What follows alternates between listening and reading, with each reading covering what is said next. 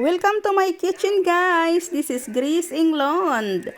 Ayan, magluluto po tayo ng patatas. Ayan, guys, ito yung ating leftover na patatas. So, fried natin siya sa butter. Ayan, fried po natin sa butter yung ating patatas.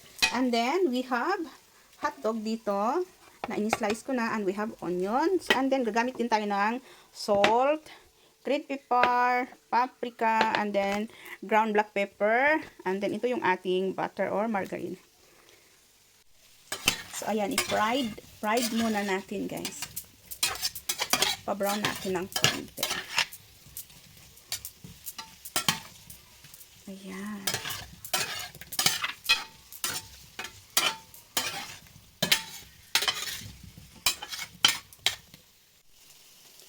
And then we can add a bit of salt.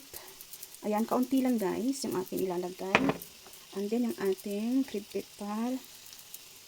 There. Paprika powder. Yung ating ground black pepper. Yeah, and then mix pa natin yan. Ayan. Sana siyang masarap. Look, yummy now.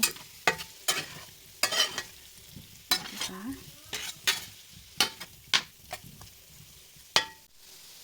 So, and then we set aside the potatoes.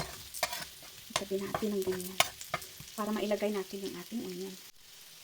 There.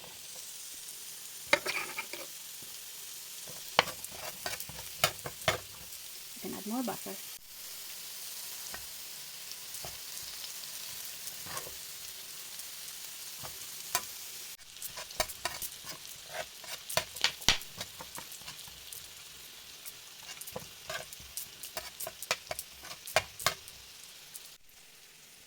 Ayan, and then we can add our hot dog. Ayan. So, paghaluin na natin sila.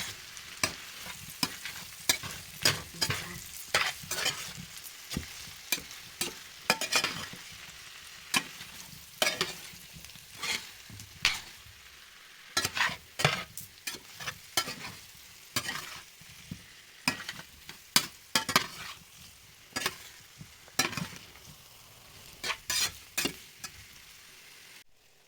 And then, meron tayong itlog dito, guys. I-fried natin yung ating eggs. Kapartner natin dyan sa ating niluto. So, ito na siya. Naglagay na ako ng butter dito sa ating isa pang kawali. Ayan, mag-add tayo ng salt. Konti lang. Salt and pepper.